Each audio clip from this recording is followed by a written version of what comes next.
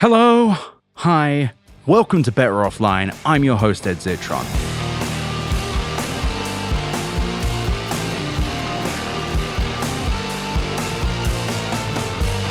Better Offline. For weeks now, I've been writing and speaking about what I believe to be an inevitable and possibly imminent collapse in generative AI. In the last episode, I talked about the early signs of disquiet, particularly among investors who are growing increasingly uncomfortable about the many billions being spent by Microsoft, Google, and others to support an industry that does not appear to make anyone much money and costs so much more than it makes. And I believe that this is a moment for the tech industry to atone, and to learn, and to change in the wake of what I think is an $100 billion group psychosis. A big, nasty waste that I will now get to in agonizing detail. Generative AI was always unsustainable, and it was always dependent on reams of training data that necessitated stealing from millions of people, with its utility vague and its ubiquity overstated. The media and the markets have tolerated a technology that, while not inherently bad, was implemented in a way so nefariously and wastefully that it necessitated theft, billions of dollars in cash, and a double-digit % increase in hyperscalers' emissions. The desperation for the tech industry to have something new has led to such ruinous success, and if this bubble collapses, it'll be a result of a shared myopia in both big tech dimwits like Satya Nadella and Sundar Pichai, and Silicon Valley power players like Reid Hoffman, Sam Altman, Brian Chesky, and of course Mark Andreessen. The people propping up this bubble no longer experience human problems, and thus I don't think they can be trusted anymore to solve them. Ultimately, this is a story of waste, ignorance, and greed, of wasted money and of wasted opportunity, because let's face it, a fraction of the money spent by Microsoft alone chasing the generative AI bullshit machine could have been spent in many other profitable and societally useful ways. And it's a story of tech executives that are so desperate to own the future, but are so disconnected from actually building it. And this arms race is a monument to the lack of curiosity rife in the highest ranks of the tech industry. They refuse to do the hard work, to create, to be curious, to be excited about the things they're building and the people they're serving. And so they spent billions of dollars to eliminate the risk they even might have to do any of those things ever again. They just wanted the machine to do it for them. Had Sundar Pichai looked at Microsoft's investment in OpenAI in 2019 and said, nah, no thanks, which he did with the metaverse, by the way, it's likely that none of this would have happened. But a combined hunger for growth and a lack of any natural predators means that big tech no longer knows how to make a competitive or useful product, and thus they can only see what their competitors are doing and say, yeah, that's what it is, that's what we're all doing now. Before the AI hype boom, Mark Zuckerberg was once so disconnected from Meta's work on AI that he literally had no idea what breakthrough Sundar Pichai had complimented him on in a meeting they had together mere months before Meta's own obsession with AI truly began.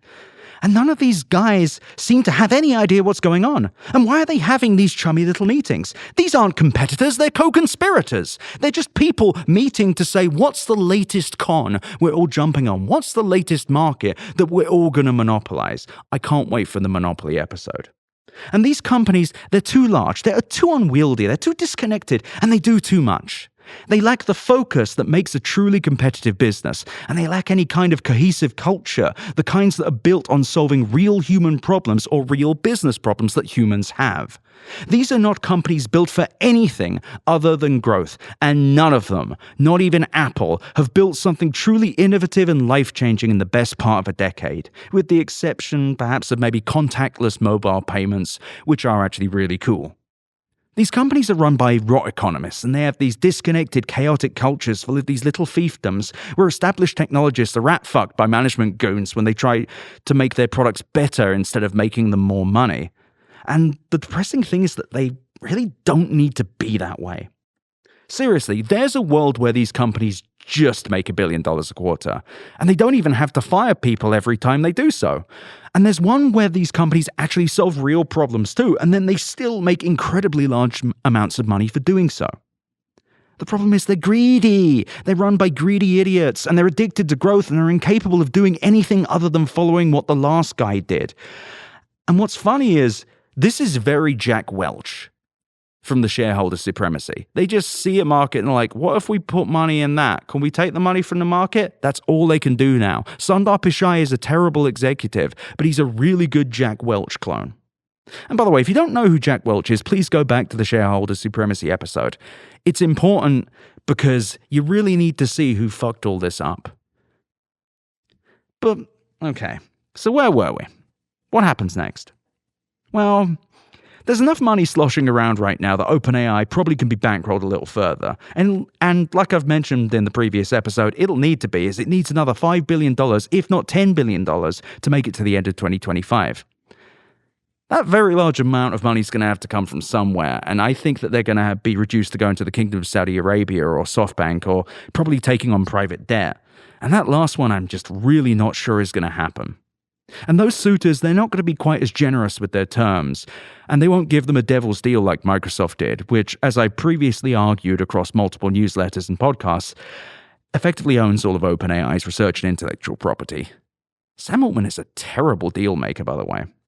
While the venture capital system theoretically could afford to prop up OpenAI for another year or so, their limited partners, who are the people funding the VCs, they're probably still a little sore from 2021 and 2022 when massive amounts of money went into nothing, not to mention the sudden and rapid rise in interest rates. And they'll probably bulk at the amounts they're going to need. We're talking multiple, probably $10, $100 million checks or $200 million checks. OpenAI needs so much more money than the VC system is ready to give to one company. And it really will only take one person blinking to create a panic in both the public and the private markets.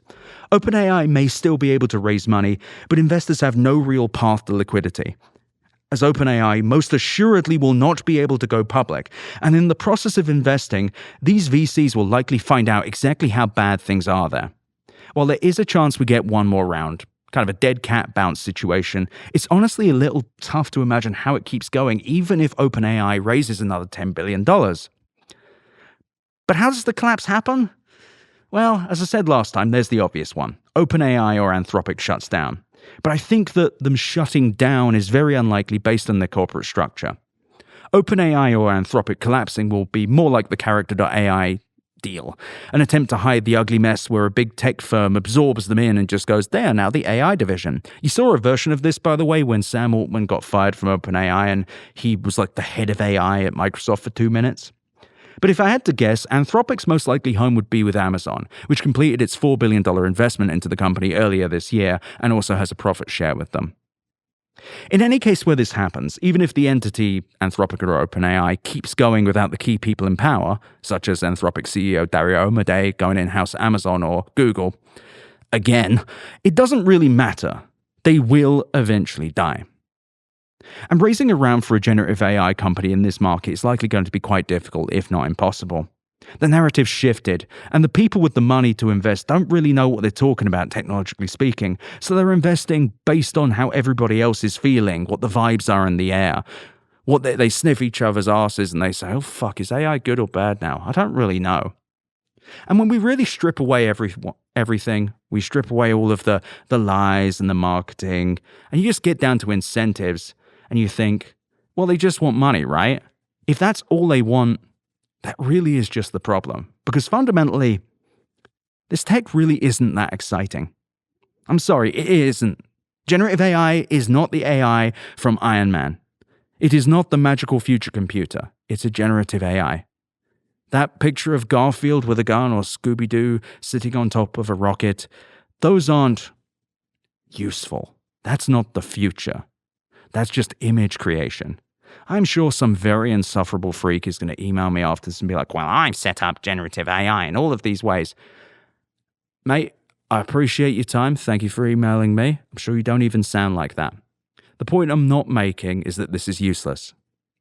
The point I'm making is it is not even in the same galaxy of usefulness that it requires to go forward, to be worth all of this money. And on top of that, It's boring. It's so goddamn boring. I am so bored. It doesn't even do my boring business stuff. I have a PR business in my day job. I would love a dinky AI to move my shit around. It can't even do that. I want it to help me and it won't do it.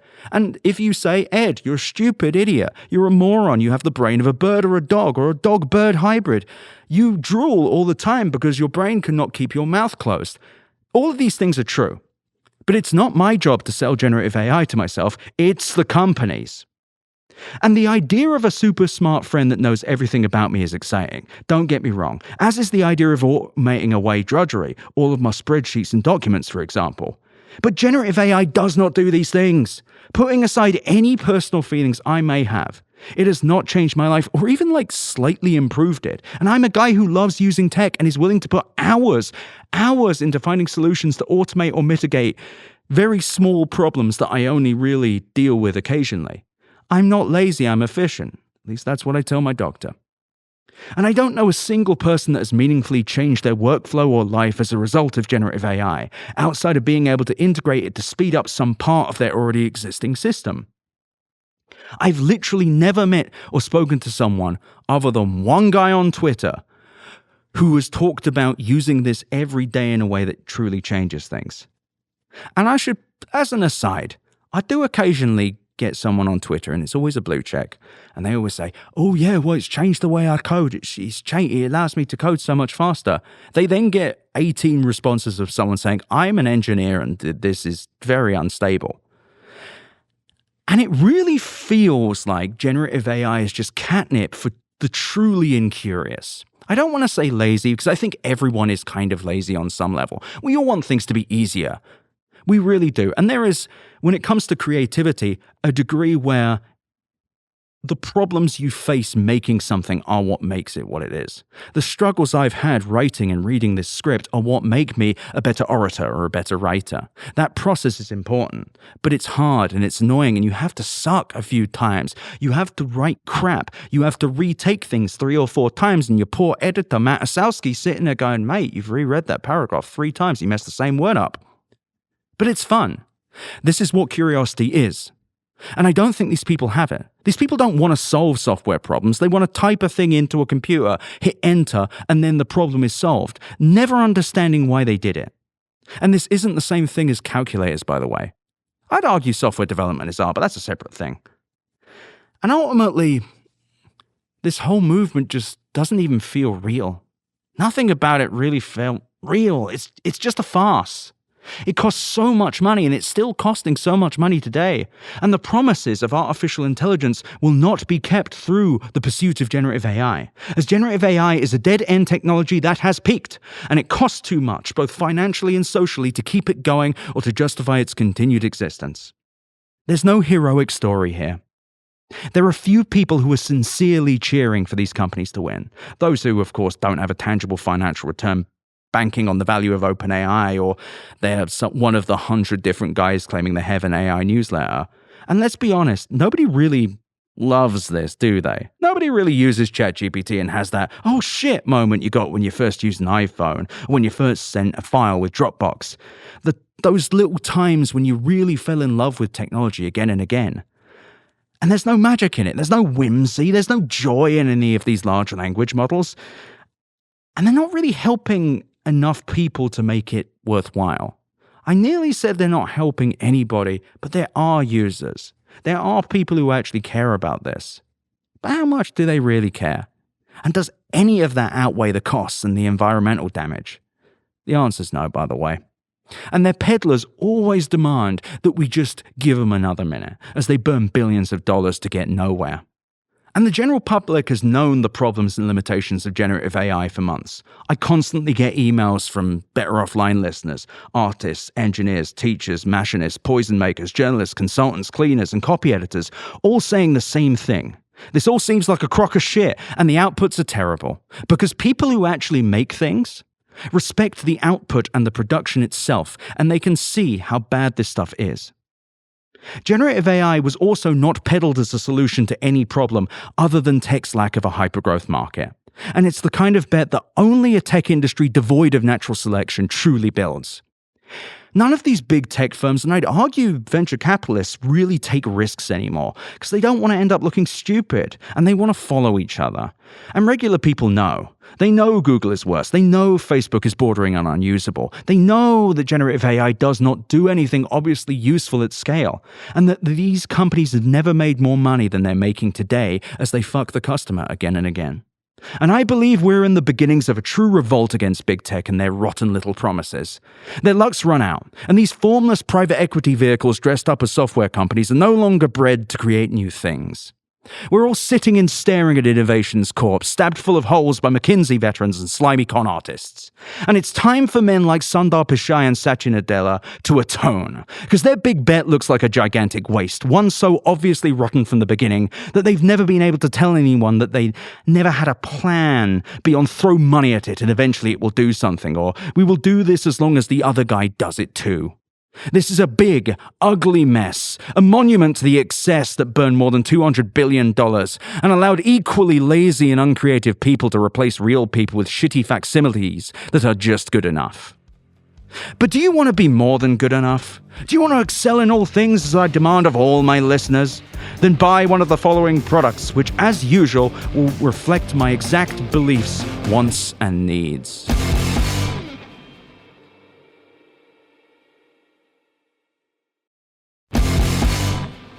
And we're back.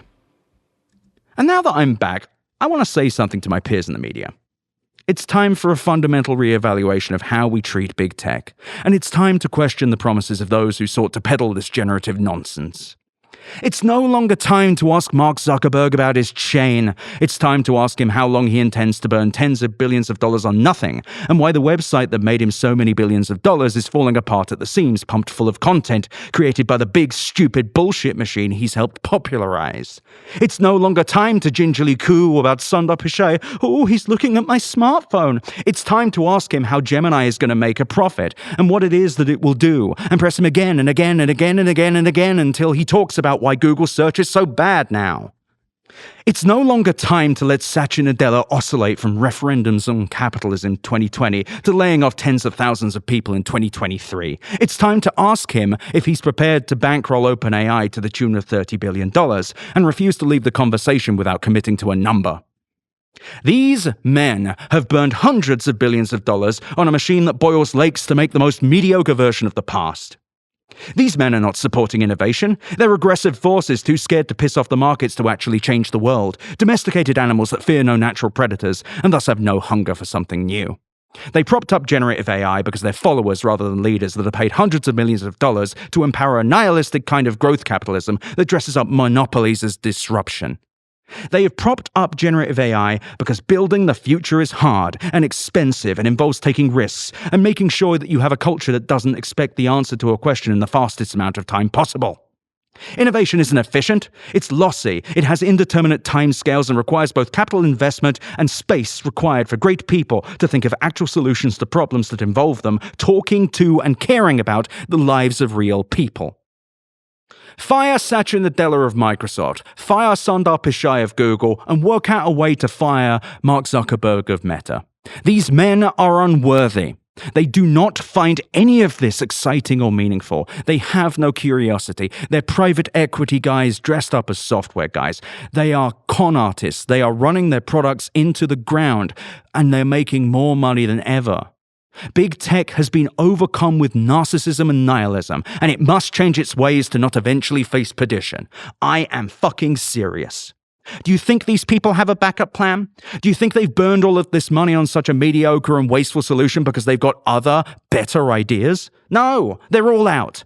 Big tech does not have another thing. Google doesn't have any ideas. Meta is so out of ideas that they changed their name to another, worse idea, one associated with Mark Zuckerberg burning $45 billion for no reason. In fact, there's a Yahoo Finance story about the fact that all of that money that's allegedly going into the metaverse is just organizational loss. It's a horribly run place where the management constantly changes. These goddamn people. And Amazon, they've never really been in the ideas business. They're the founder of a cloud storage cartel with Microsoft, Oracle, and Google. They work together to set the prices. Everyone wins except anyone who isn't them. And big tech is lazy because they've all agreed to compete only a little bit, never coloring too far out of the lines, because doing so might expose them to an actual risk like regulation or having to hire people that built new things versus finding increasingly more annoying ways to exploit their current customers. And I really am sure that there's a societal shift coming against big tech. The natural result of years of excess and bullshit, of the loudest people in tech trying to convince people that a large language model that can generate texts and images that kind of suck is basically the same thing as an iPhone. I have no idea how quickly the shift comes, but it's coming. It's inevitable. This lack of big, profitable ideas will eventually lead to some sort of reckoning or collapse in big tech.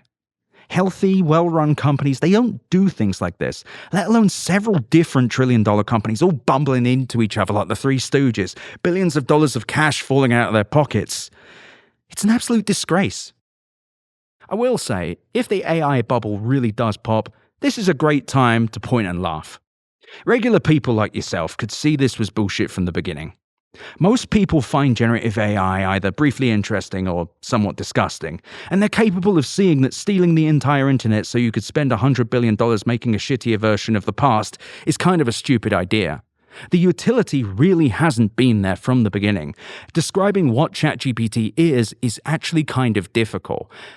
And any technology that's going to be worth trillions of dollars should not have the user saying, wait, what does this do exactly? And I really feel like regular people notice this. If this was as magical as it was, regular people would be lining up to use it.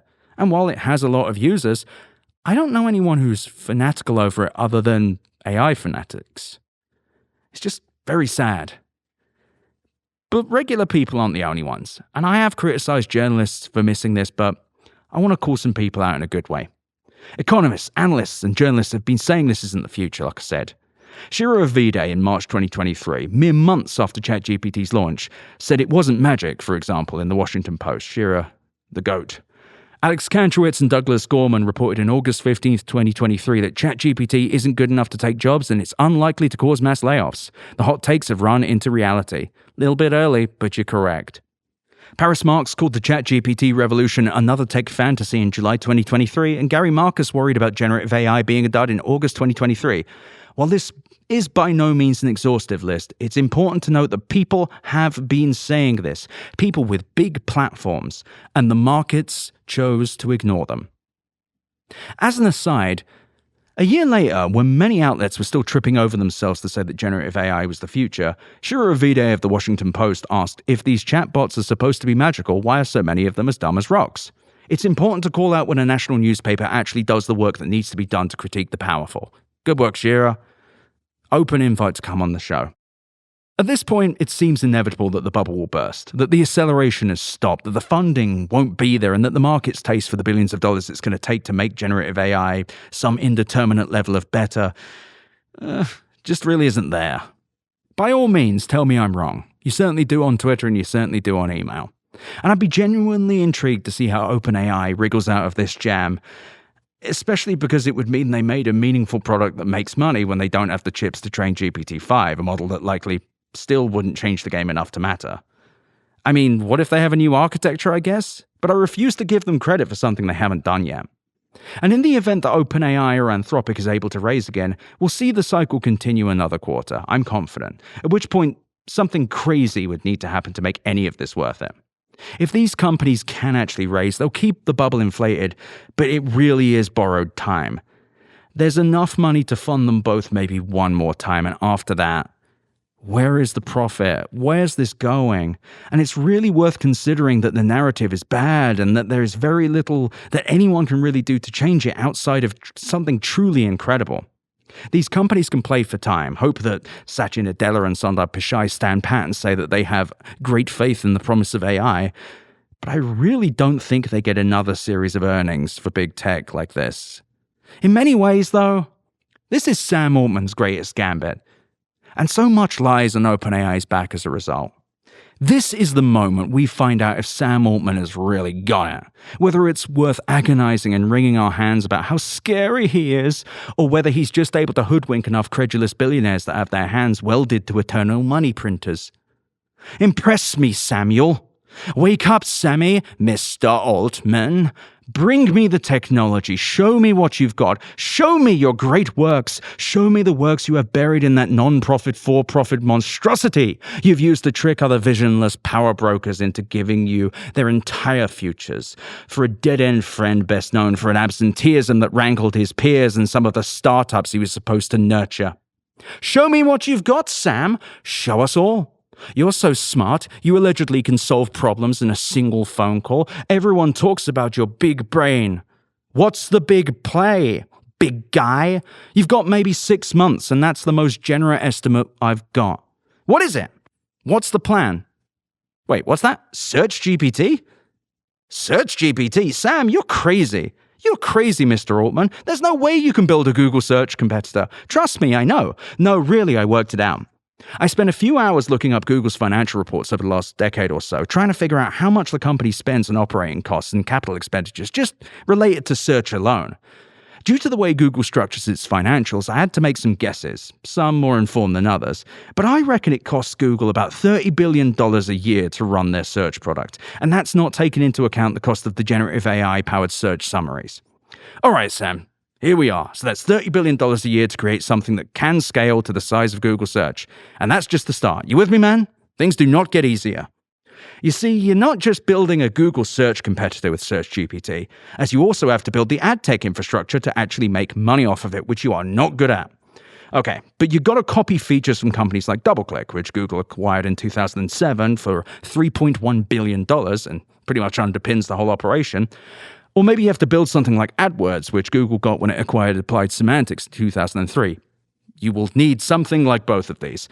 And that's going to cost you, in the best light, in the best day ever, about $3 billion. Or you're going to have to outsource it, which will make it worse and less profitable because outsourced companies are going to take a cut of your revenue, thus reducing your margins, which are already really bad.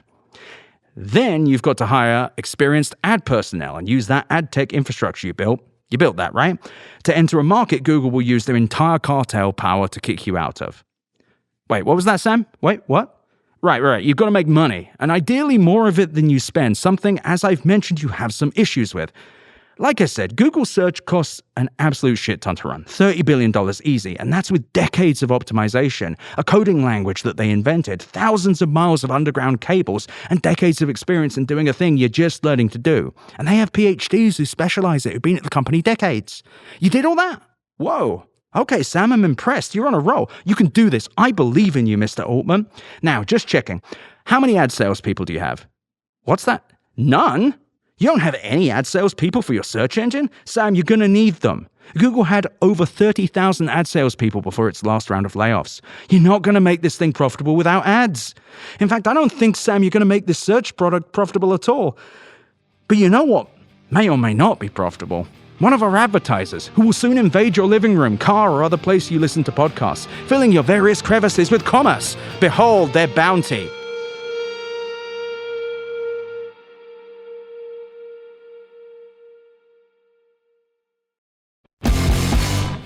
All right, we're back, and I'll dispense with the Sam Altman bit. So when I was looking up Google's financials, as I mentioned, I was able to make a few educated guesses, and I've got a hunch that Google has about a 35% profit margin, which is pretty good, but that's with over 2 decades of infrastructure and a near monopoly on the search market. OpenAI has none of those things. They don't really own their infrastructure at all, as I mentioned. And it's going to be relying entirely on GPT for the most part, which is insanely power and compute intensive and thus costs a lot more. And as I've said 1 billion times already, GPT and other transformer-based architecture is deeply unprofitable, unsustainable, and that's before you even get to the hallucinations that underpin your search engine you need to be profitable, which isn't profitable. Oh boy, this is really bad for them. Assuming the bulk of the costs associated with running Google search comes from the vast number of servers required to actually power it, it's hard to imagine how anything OpenAI does could even ever reach a profit, even if they had the monopoly Google has. Now, I'm confident that OpenAI is trying to raise capital right now on the idea that SearchGPT is able to create a meaningful competitor to the most profitable software business ever made, one that Google will likely protect with various monopolistic weapons like its treasure trove of patents.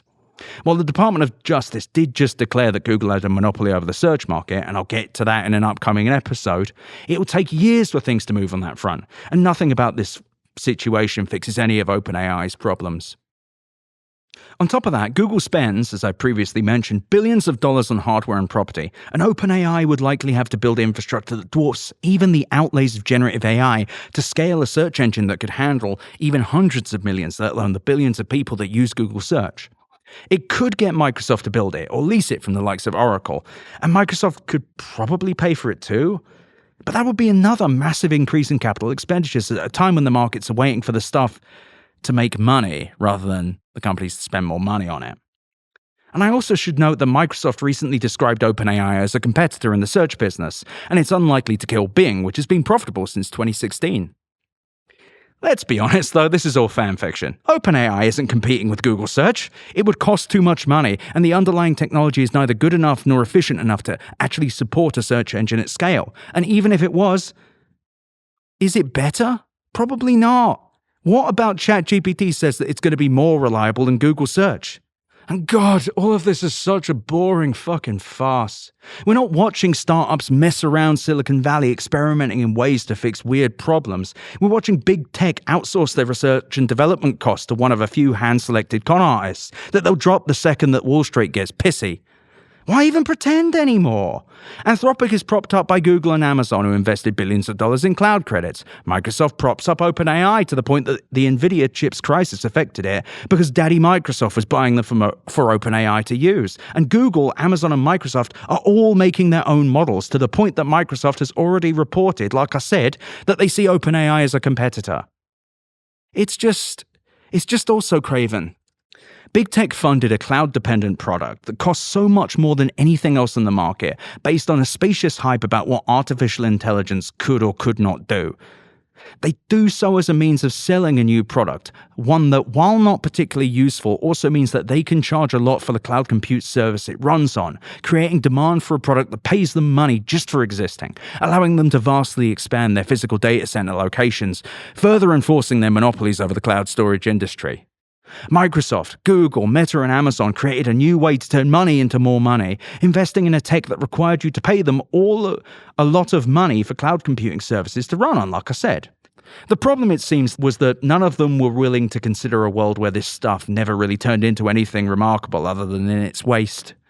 And a lack of creativity in the tallest towers of the valley in Redmond has allowed the richest men in the industry to be conned by a snake oil machine that loses billions of dollars. To be clear, there's nothing wrong on its face inherently with generative AI. It does interesting things with documents, and I fully believe there'll be some lo-fi version of generative AI that plugs around silently once the hyperscalers piss off.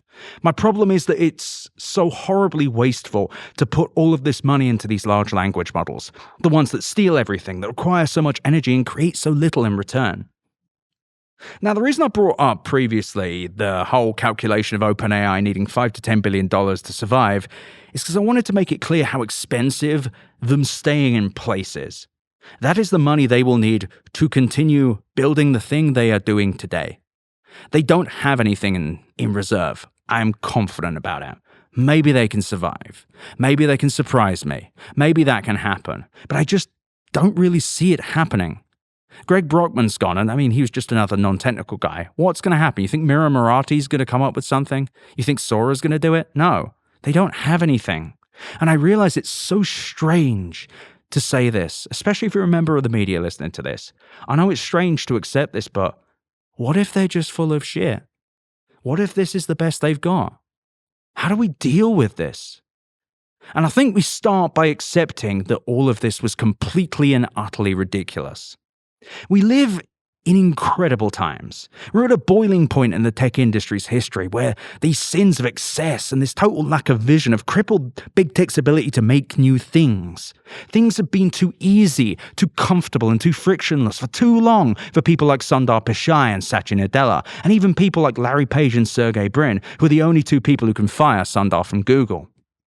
Tech needs to go back to creating interesting and cool things and having companies run by people that actually care about building them. Technology is capable of solving real problems, or at least it has been in the past, and proven time and time again how profitable it can be to do so. And I believe it can do just fine without having 4 or 5 companies that do every single thing that technology can do at the same time in the hopes that they can monopolize it. I don't think the most powerful people in tech realize how frustrated people are, how deeply affected by technology everyone is, even those who don't identify as tech nerds or enthusiasts. And I think men like Sundar Pichai and Satya Nadella are deeply unaware of how ready people are for a change, how disgusted they are by the cratering quality of the average tech product at a time when executives have never been richer. Regular consumers know that Google search sucks. They know that Facebook sucks. They know that websites are worse, that they visit certain ones and there's 18 pop-ups and your phone's really hot. They know that their iPhones are randomly trying to make them buy Apple News. And they know that there are people responsible. Tim Cook, Eddie Q at Apple, by the way. Welcome to come on the show, but guys, stop trying to sell me Apple News. I don't want it. I don't want any of this Apple shit. Don't make me use it unless I have to, other than iMessage. But moving on. There are real targets here. There are people that need to go to fix things. Sundar Pichai and Satya Nadella must go. They are no longer trustworthy stewards of the future and have inspired hundreds of billions of dollars of waste in the hearts of their equally myopic competitors. These men do not care about their customers. They don't fear competition. And the government should break every single hyperscaler up. Google, Meta, Amazon, Apple, Oracle, all of them, and find ways to stop them ever growing so large in the future. Maybe we shouldn't have such large tech companies. Maybe we don't need multiple trillion-dollar juggernauts that do everything in a shitty way. Maybe we don't need companies that do online advertising and also provide a platform, because that kind of monopoly leads to insane incentives like you're seeing with Google Search and Facebook. And we all deserve better. And the way to get there is to say the names of those responsible, to document their disgraceful acts and call for accountability again and again and again and again until something actually happens and changes. And it is changing. The narrative is changing, and soon it will shift more aggressively and more violently against big tech. And I think this is a great thing for the world and ultimately the tech industry at large. Now, as we see the bubble, the AI bubble collapse, I must be clear, none of this is a victory lap for me. This is not actually how I wish this went. I wish this bubble had burst earlier. It would have caused less harm to the environment, to the markets, to the freelancers who lose their jobs, to the artists who email me every week. It would have wasted less money, taken less attention away from the rest of the industry, and allowed Sam Altman to accumulate less money and power. Instead, this bubble has been allowed to swell so large that it will only emphasize how bereft of ideas big tech has become, and the consequences are a growing dissent against tech from the general public. And this era was ultimately the result of a lack of fear in the hearts of big tech, and a deeply held belief that their positions were permanent and their customers were trapped. My purpose in documenting this, in what feels at times like narrating the end of the world, I'm not looking to be a pundit or a talking head or a person who wants to be given credit for calling out the bubble, as none of these serve you, the customer, the listener, or history itself. What I say may be imperfect, but it exists to try and give you a clear understanding of what's happening, and yes, it's a little emotionally charged and very clear in its biases. I believe that the tech industry has lost its love and curiosity, and I find it disgusting. And the best way to fight back is to studiously explain things as they happen from my perspective at length, but with, I hope, a clarity that doesn't require a ton of technical knowledge. As things have accelerated, I've become a little more introspective about the role of my podcast, my newsletter, and my posts. I don't have a particularly profound conclusion other than that I believe that I have a brevity and clarity about the tech industry that many don't. And I also find that I'm extremely fast at writing, and I also find this all very interesting because I'm a horrible little goblin. And I don't talk for nearly 2 hours or write thousands of words because I desperately need the attention, which I do love. I do it for the thrill. I like covering this stuff. And because if I don't say these things out loud, the cats in my brain will eventually try and emerge. But seriously though, I do these things because I need to. This is important to me. Maybe I'm fighting back, maybe I just like creating, I don't really know. This is me processing, watching an industry I care deeply about get ransacked again and again by people who don't seem to actually care about technology. The internet made me who I am, connecting me and in many cases introducing me to the people I hold dearest to my heart. It let me run a successful PR business despite having a learning disability, dyspraxia, or as it's called in America, developmental coordinational disorder, that makes it difficult for me to write words with a pen, and thrive despite being regularly told in secondary school that I wouldn't amount to much. Any of you listening, go fuck yourself. I believe that there are many, many, many people that have been allowed to live better, fuller, more meaningful lives as a result of technology. And I believe that the people who built the tools that allowed them to do so no longer control the future. And that makes me really fucking annoyed. I refuse to watch this bullshit happen in silence, and I encourage you, as I have before, to fill social media and conversations with the names of those responsible. Satya Nadella of Microsoft, Sundar Pichai of Google, Mark Zuckerberg of Meta, Andy Jassy of Amazon, Sam Altman of Associated Cons, Mira Marathi, CTO of OpenAI, and Reid Hoffman, the venture capitalist who seems to always benefit over the next bullshit machine. All responsible for this echoing nihilism that's created the generative AI boom. All of these people will be fine, by the way. When this collapses, all of these people will be just fine. Multi-billionaires, they'll be just fine. But the people that won't be are the people they will lay off. The people that have invested and lost money in these things. The people that may even come to rely on ChatGPT in some small way, who won't be able to afford it when it goes tits up or gets jacked up price-wise because that's the only way to make it affordable for the company. Or maybe all of this just disappears and these customers are left with nothing. But sometimes I understand you might feel a little doomed. The doomer in you. Someone recently called me a doomer, which really pissed me off because I'm not. I'm angry. And I know some of you might be too. I won't say you're angry, that isn't fair. But based on the emails I get, some of you seem pretty pissed. And I'm not speaking for you here, but I'm angry because I know that tech can be cooler and better and more interesting. That there are real problems of poverty and climate change. Of the myriad systems that don't connect very well on every laptop and phone. Ways that things can be better. Problems that can be solved. But right now, they need to put tens of billions of dollars into generative AI? Come on, man, we can do better than this. And while there might be little you can do to them directly, I encourage you to say these names to your friends on social media. Prabhagar Raghavan, remember him from Google? Tell people all about him too. I encourage you to let anybody and everybody you know who's responsible for this. Because ultimately, what may pop the AI bubble is a narrative. And narratives shift. And narratives are shifted by word of mouth. And they shift because of people like you and like me, who never shut up.